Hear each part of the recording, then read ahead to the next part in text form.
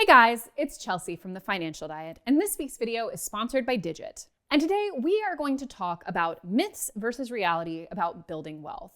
Here at TFD, we do often like to talk about how the game is often pretty stacked in favor of people who were born into wealth. In America, that is still the #1 predictor of your eventual wealth, and for as much as we talk about being the land of opportunity, social mobility in this country is actually fairly low compared to other developed nations. And to be honest, a lot of our videos that talk about this are bummers. But the overall point is to reinforce that while we should all be making the best and most optimized choices that we can within the context we have, we should also not beat up on ourselves that we're not able to keep up with people who were born on third when we weren't even in the dugout. Keeping perspective about the macro situation is very important, but it's also important not to fall into despair and to feel that the only way you could possibly build financial stability for yourself is by being born into it. So this video is really all about dispelling some of the myths about wealth and getting into some brass tacks about how you can leverage these insights to help build your own financial security. Number 1 is that wealth building requires a windfall of cash. If romantic comedies like Gilmore Girls or the incessant millennial builds first home by inheriting a bunch of money from their grandparents articles are to be believed, the only way for us to get a foothold in life is for some old wealthy relative to die and leave us a bunch of money, or to win the lottery. But in reality, outside of the occasional windfall, the most reliable way to build wealth is by small, consistent contributions over time. And waiting around for any kind of windfall or feeling that it is what you need to start building real wealth can be incredibly counterproductive. Because while it may not be that uncommon to receive something when a parent or relative passes away, getting a life-changing inheritance is not the norm. The wealthiest 1% of Americans receive an average inheritance of $719,000, while the bottom 50% averages just $7,900. And that's just the average amounts for people who receive an inheritance in the first place, which is not most people. According to data from the Federal Reserve, only 9.5% of individuals who have parents without a college degree expect to receive an inheritance, while 23.6% of individuals who have parents with a degree expect to receive assets passed down to them. And think about playing the lottery. We're fed stories all the time about people striking it rich, but rarely hear about the millions and millions who spend hundreds a year on lottery tickets and never win more than a few dollars. It's a function of what's called the availability bias, which causes us to overestimate our odds based on previous examples. To help put things into perspective, you're more likely to get killed by fireworks than you are to win the Powerball $750 million prize. But our cultural narratives around getting rich quick, and the extent to which it's highlighted in our pop culture, can give the impression that a windfall is what is standing between us and building wealth. But waiting around for it is a dire mistake, and underestimating the value of regular, small, consistent contributions is what often leads people to wait way too long to start saving for things like retirement. Don't Google inheritance laws in your state, Google compound interest. Which leads us to our second myth, which is that you need to be hands-on in order to build wealth. A lot of us hold off on taking control of our longer-term finances because we mistakenly believe that we need to be really good with money, or God forbid, good with math, in order to build long-term wealth effectively. But this kind of gatekeeping is intentional and really helps the already rich keep their monopoly on the market while helping grifters who basically don't do much of anything step in to help you manage your money for you. Remember that one of the most powerful things you can do to increase your savings is to automate them so that you never even see the money being diverted from your check. And when it comes to savvy long-term investing, the set it and forget it method into a well-diversified portfolio is generally the best way to go. But spoiler alert, there are tons of tools available out there to help you build your long-term wealth slowly and consistently. And finding the right tools is actually one of the smartest things you can do for your money because it takes the emotions and guesswork out of the process. And if you're looking for a financial tool that does the heavy lifting for you, you should check out the app Digit. Digit just partnered with MetaBank to build a bank account called Direct, making it the first all-in-one financial app that intelligently banks, budgets, saves, and invests for you. No spreadsheets or mining stock market news required. After signing up, you'll tell Digit your bills and savings goals, and you can even set up investing in retirement. Digit will help you guide your money into separate, dedicated accounts little by little each day so that you can make progress on each of your own specific goals without having to think about it. Best of all, you'll always know what's safe to spend. No more mental math in the grocery store checkout line. A tool like Digit can not only save you valuable time managing your finances, but can also help you make better decisions about your daily spending and help you make progress on building long-term wealth at the same time. Download Digit today and start organizing your finances effortlessly so that you can feel more secure about your finances without being more hands-on. Click the link in our description to get signed up in just 5 minutes. The third myth is that if you work hard and are loyal to your company, you will be rewarded over time. Now, let's be clear. Your main income is not going to be the defining feature of your wealth if you're spending all of it and not able to build wealth using it. You can be earning a very high salary and still living paycheck to paycheck. But increasing your income is one of the most sure ways to build wealth, because with more discretionary money to save, the easier it will be to build that wealth. But those of us with boomer parents who had more traditional careers where they worked for 45 years at the same insurance company and then got a fancy pen when they retired may have led us to believe that the key to increasing our income was to just be really loyal to one company. But the reality is that, save for a few exceptional situations, strategic job hopping is going to be almost always the best way to make large increases in your income. According to a study from ADP, the biggest beneficiaries are job hoppers in the information industry, who realized a 9.7% annual wage growth, construction workers with an 8.7% increase, and professional and business services with an 8.3% premium. Those who stayed at their companies earned about a 4% increase in pay, and on average, those who chose to switch jobs enjoyed a compensation growth of 5.3%.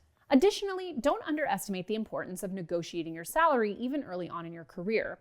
According to one survey from ZipRecruiter, 64% of job searchers accept the first salary they're offered, which can have long-lasting impacts on their finances. Because of this compounding effect, a successful negotiation even for a small annual increase can be significant.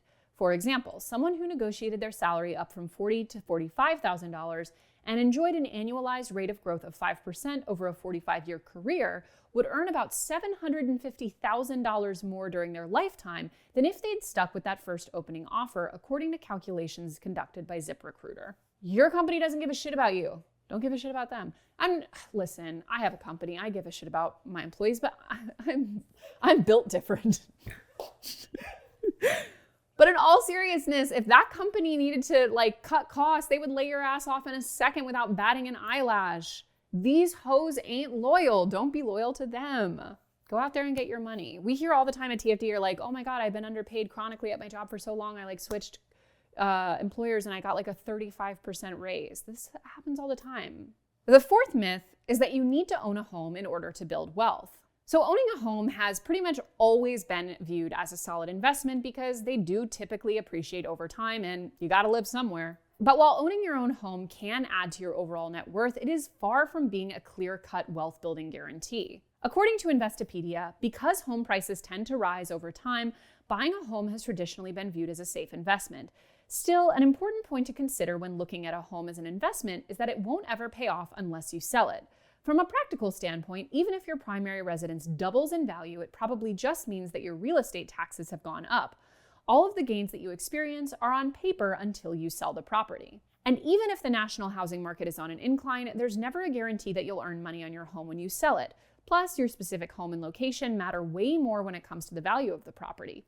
For instance, even with markets in states like Utah and Arizona booming during the pandemic, property values in states like Louisiana and Pennsylvania saw little to no increase overall. And additionally, renting has a lot of financial benefits that aren't discussed enough. Fewer upfront costs and paperwork, freedom to be more mobile, not being responsible for maintenance and repairs, no need to worry about falling home values, building credit if your landlord reports rent payments to credit bureaus, and no property tax bills. Owning a home can be the right move for many. We recently bought a home and it was a sound financial decision as far as we can tell.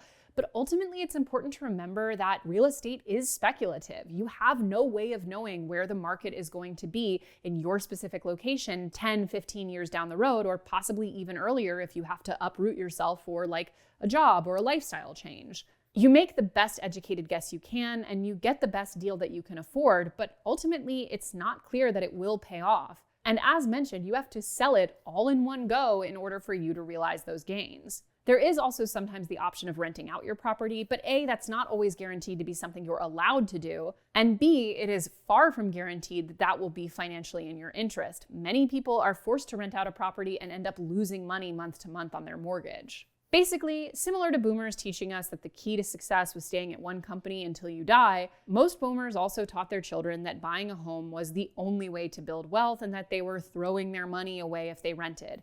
This was more true in their era, much less so in ours.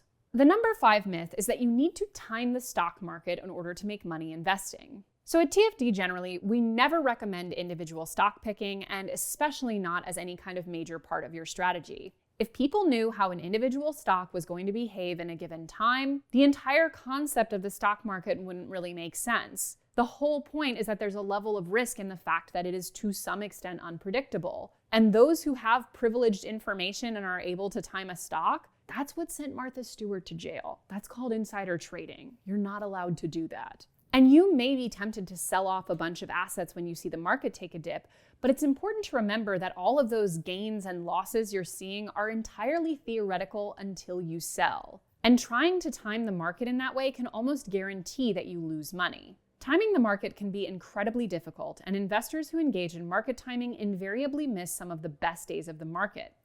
Historically, 6 of the 10 best days in the market occur within 2 weeks of the 10 worst days.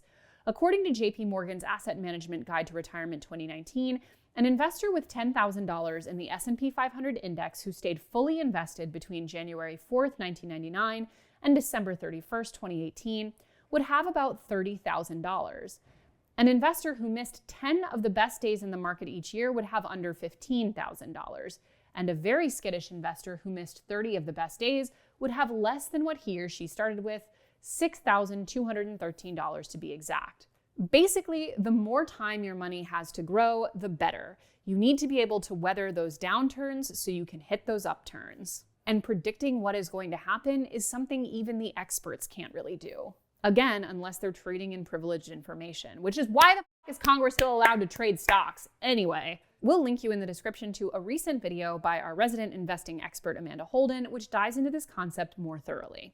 The 6th myth is that you need an advanced degree in order to build wealth. This video brought to you by your girl Chelsea Fagan, who doesn't even have an associate's degree and went to a community college. I don't know where anyone who works at TFD went to college. They could have all gone to Hamburger University or Trump University, and I would be none the wiser. Doesn't matter to me. So listen, while some industries still do require a college education or higher, and listen, there are probably some jobs that I wouldn't want someone doing if they didn't have the proper training. Like, I don't want a fellow Anne Arundel Community College dropout to be performing like brain surgery on me. There is no rule that you can't invest your money or increase your income without a degree. Because while it is true that our country does tend to be stratified along educational lines, as according to the Survey of Consumer Finances, the mean high school graduate has a net worth of just over $300,000, while the mean college graduate has a net worth that is 5 times higher, having a college degree is not a guarantee that a person will be wealthy. In fact, thanks to the overwhelming student loan crisis, it can often be the opposite.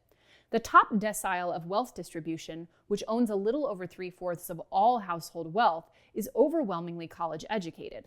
Those with a high school degree or less make up less than 10% of this decile. In the lower deciles, you see a pretty reliable pattern where the lower the decile is, the less educated it is. The exception to this is the poorest decile, which overwhelmingly consists of college graduates and individuals who had some college. Student debt no doubt explains the anomaly at the bottom.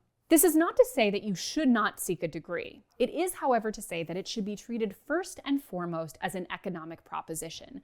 The closer you can get to really making a cost-benefit analysis of your specific degree from your specific school, and even the specific college within that school and how it's ranked, the average job acquisition and starting salary of graduates from the program, all of the information you can possibly use, as well as, of course, doing whatever you can to minimize the amount of debt you have to take on, is essential, because just viewing a college education as a ticket to financial prosperity isn't really accurate and hasn't been for some time. The last myth is that you can build wealth by just keeping your money in savings. A lot of us are very risk averse when it comes to money, and that's understandable. As we talked about in a recent video, many people who grew up poor become incredibly cautious to their own detriment when it comes to money later in life, even if they're earning enough not to have to be that way. But the reality is that savings accounts were simply not designed to actually or substantially grow our money over time. As of November 2021, the average savings account interest rate in the US was 0.06%. But let's say you find a basically mythical high-interest savings account with a 1.5% interest rate. If you save $6,000 a year, which is the current IRA contribution limit, Starting this year and give your account 30 years to grow, you will save a total of around $180,000 and end up with $234,611 thanks to interest. But if you save the same amount in an investment account earning 8% interest, you'll end up with $740,075 in 30 years, nearly 3 times as much without doing anything differently except putting your money into a different type of account. A lot of people, especially people from financial instability, can overemphasize being conservative. But keeping your money in a savings account as opposed to putting it in the market isn't actually conservative. It's actually quite risky in terms of the missed opportunity of all the gains you could have realized with average market interest. And if you're looking to get started putting your money in the right accounts, we highly recommend you check out Digit at the link in our description. As always, guys, thank you for watching, and don't forget to hit the subscribe button and to come back every Monday, Tuesday, and Thursday for new and awesome videos. Goodbye.